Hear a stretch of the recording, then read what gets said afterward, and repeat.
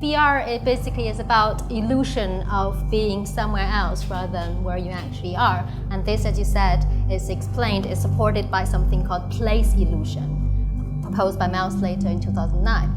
And there are three important factors we need in order for place illusion to happen, which is supported by the VR systems we have nowadays.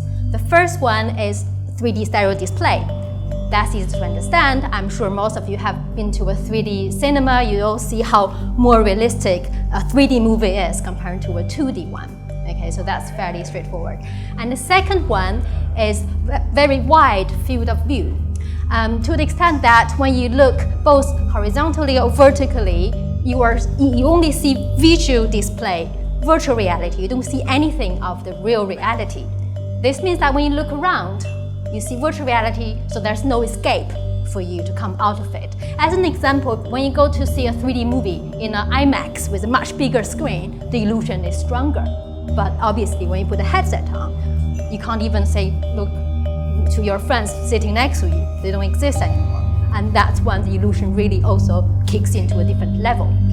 And this is also kind of easy to understand, not too hard to understand. The third one, however, if you haven't tried a immersive VR headset, it's really, really difficult to explain. So this is supported by the technology of head tracking, which means that when you put a HMD on, you have a little tracker here that's working in real time with the 3D stimuli you actually see in both of your eyes.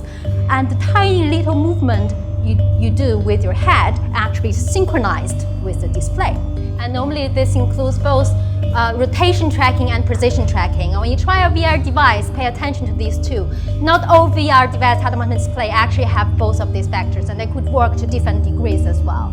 So really, really expensive systems have a more real time, which means that when you move your head, the display actually updates really with milliseconds of delay, and that's really important. And it's also important in a way that when I want to see, say, what's underneath the chair in real life, I just use my body to observe, oh, nice shoes. But if in virtual reality I'm also able to do that, then something at the lower level of my brain basically thinks, oh, this is really real. Right? So my brain really automatically takes the virtual display as if it were real. And also, position tracking is also important, because if I'm talking to Julia and I get closer to her, she becomes bigger. And if I don't have this sensation in virtual reality, it wouldn't work the same way as how our brain is used to.